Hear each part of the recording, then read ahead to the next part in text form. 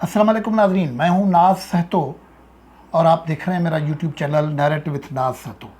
नाजरीन, मैं आज गुफ्तगू की शुरुआत एक तारीखी वाक़े का ज़िक्र करने के हवाले से करता हूं।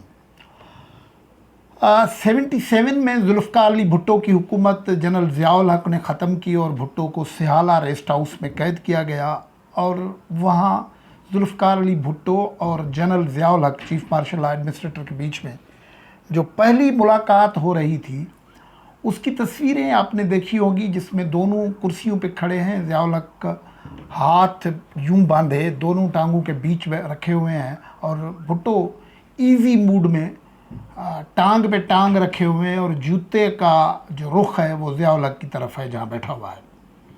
और ये कई किताबों में कोट हुआ है कि वहाँ जो गुफ्तगू हुई थी जुल्फ़िकार अली भुट्टो और जनरल ज़ियाउल हक के बीच में, वहाँ ये भी हुआ था कि जुल्फ़िकार अली भुट्टो ने कहा था कि मैं तुम्हें छोड़ूंगा नहीं, और फिर ज़ियाउल हक ने बाहर आके कहा था कि कब्र एक और बंदे दो हैं।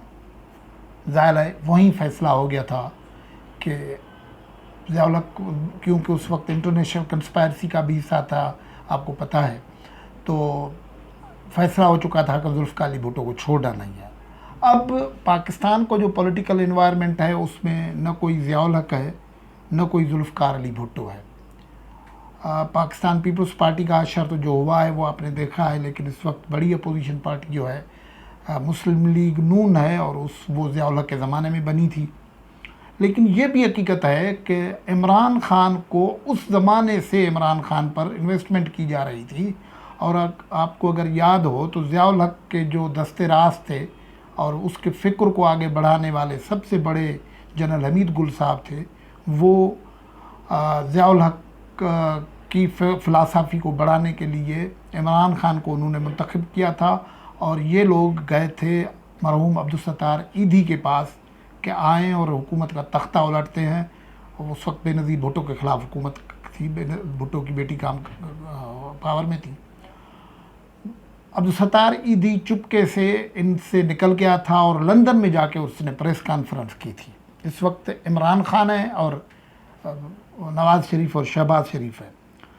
इमरान ख़ान उसी ही नहज पे चल रहा है और अब ये दोनों ग्रुप एक दूसरे को बर्दाश्त करने के लिए तैयार नहीं है। लेकिन इस वक्त पावर में क्योंकि इमरान ख़ान है तो शहबाज शरीफ ने गुज़श्ता कुछ अरसे में ऐसा निज़ाम कर लिया है कि वो लग रहा है कि हुकूमत की टांगें कांप रही हैं, ज़मीन उसके पाँव से निकल रही है।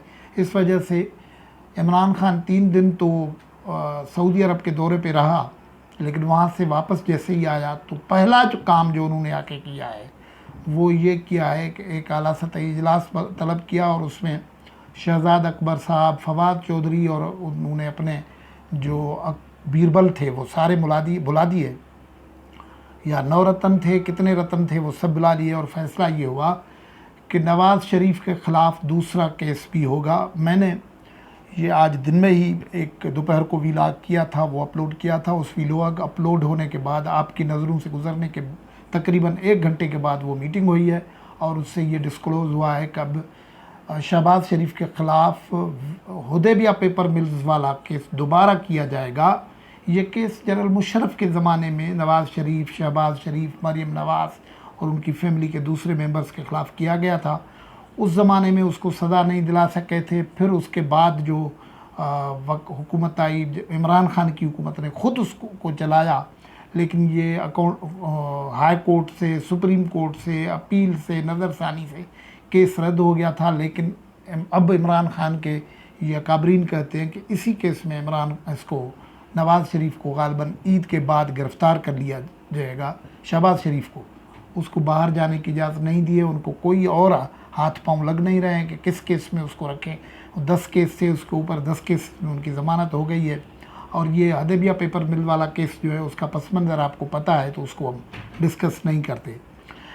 लेकिन ये इतनी तलखी क्यों है और हर सूरत में शहबाज शरीफ को क्यों वो गिरफ़्तार करना और बंद करना चाहते हैं, ये असल में कहानी है। असल में कहानी ये है कि शहबाज शरीफ, आप सबको पता है कि वो भी उन्हीं लोगों से, उन्हीं पावर से जुड़े हुए हैं जहाँ से इमरान ख़ान को पावर ड्रा किया इमरान ख़ान ने और वो पावर में आए।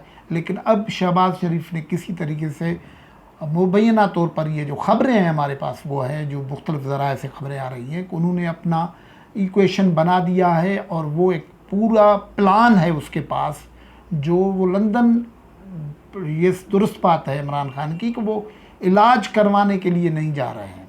इलाज तो इमरान खान के जो वज़रा कहते हैं कि जो डॉक्टर यास्मीन साहबा हैं पंजाब की हेल्थ मिनिस्टर, वो ज़्यादा बीमार हैं, वो यहाँ करवा रही हैं तो ये भी करवा लें, और इस किस्म की बातें मुस्तकिल कर रहे हैं। लेकिन असल मामला ये है कि वो प्लान है, वो लेके लंदन जाने चाहते हैं, जहाँ वादा करके नवाज़ शरीफ साहब यहाँ से गए थे कि इलाज करवाएंगे, वो उधर बैठे हुए हैं, वापस नहीं आ रहे हैं।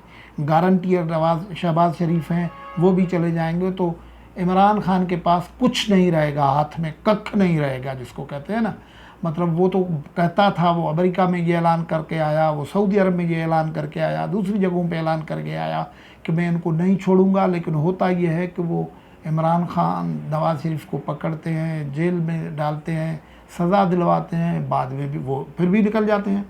शहबाज शरीफ को 1 नहीं, 2 नहीं, 3 नहीं, 5 नहीं, 8, 10 केसेस में पकड़ते हैं, ज़मानत हो जाती है और उसको बाहर जाने की इजाज़त भी मिल जाती है। इमरान खान देखते रह जाते हैं और उसको कख हाथ नहीं आता, इसलिए उसके गुस्सा भी उसका एक तरीके से अपने हवाले से ज़्यादा हो जाता है कि मैं हुकूमत में हूँ। अब पता नहीं इनको समझ नहीं आ रही, या ये बात दूसरे लोग, आम लोग तो समझ गए हैं कि अच्छा आप तो खुद अपना पावर नहीं चला रहे हैं, आप तो किसी दूसरे की कठपुतली है जो आपको कहते हैं। तो फिर वो कठपुतलियों का तो हशर ये होता है जो हो रहा है। तो इमरान खान अब ये जो शहबाज शरीफ को रोकने की बात कर रहे हैं, केसेस करने की बात कर रहे हैं, तो वो अपने ही सरपरस्तों से लड़ने की बात कर रहे हैं। तो क्या इमरान खान अब तैयार हो गए हैं कि लड़ें? इमरान खान इसलिए भी तैयार हैं कि वो 2 मरतबा वो कह चुके हैं, असद उमर कह चुके हैं इमरान खान को, अगर उनकी एजेंडा के मुताबिक काम करने नहीं दिया गया, उनकी एजेंडा क्या है, एहतसाब के नारे पे आए थे और चोर हैं, डाकू हैं, किसी को नहीं छोड़ूंगा, ये उनकी एजेंडा थी कि उनकी एजेंडा के मुताबिक काम करने नहीं दिया गया तो वो असेंबली तोड़ देंगे, हुकूमत ख़त्म कर देंगे। अब वो उस तरफ बढ़ रहे हैं, लेकिन असेंबली तोड़ने भी उनके बस की बात नहीं है। जो रियल फोर्सेस हैं वो उनको ये करने की इजाज़त नहीं दे रही हैं। वो कहती है कि अच्छा आप नाकाम हुए हैं ना, असेंबली में सिर्फ आप तो नहीं है ना, अब आपका मुतबादल आ जाएगा। तो इमरान खान का मुतबादल जो है वो मरियम नवाज़ साहबा एक लंबे अरसे से कह रही थी कि इमरान खान नवाज़ शरीफ साहब से घबराए हुए हैं, इसलिए वो शहबाज शरीफ से घबराए हुए हैं, इसलिए कि वो सब शहबाज शरीफ को अपना मुतबादल समझते हैं।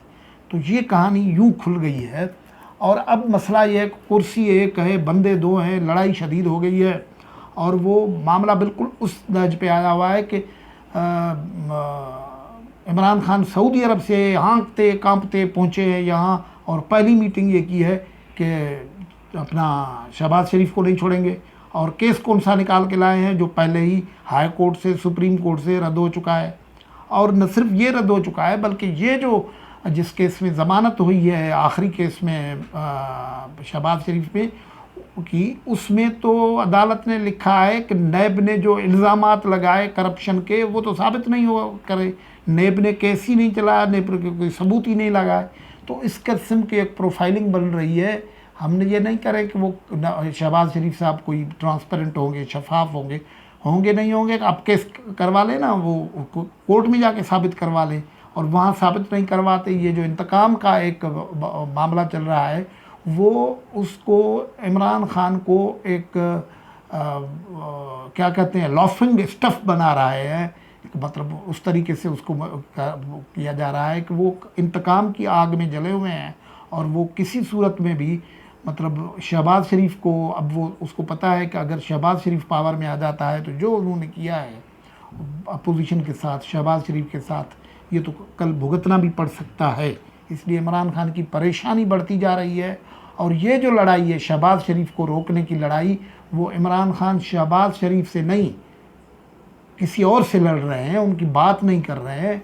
वैसे इमरान खान की अब कामयाबियों के दास्तान तो खुल रहे हैं। सऊदी अरब गए हैं वहाँ से जो बड़ा सबसे बड़ा जो मामला लाए हैं, जो तोहफ़ा लाए हैं, वो हैं चावल।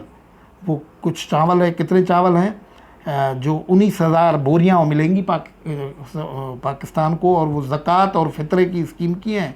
और ये जो है King Salman relief centre launches food distribution ज़कात अल फ़ित्र प्रोजेक्ट इन पाकिस्तान। ये भी बटेंगी, ये पहले फैसला करके आए हैं कि पंजाब और KPK में। और एक ज़बरदस्त तबसरा किया है सोशल मीडिया पे, उस पर बहुत सारा तबसरा चल रहा है, लेकिन एक तबसरा किसी ने किया है कि सऊदी अरब समेत दुनिया भर को आला किस्म का बासमती चावल एक्सपोर्ट करने वाले मुल्क पाकिस्तान का खलीफा चावलों की बोरियों को सदके लेकर पाकिस्तान वापस आ रहा है।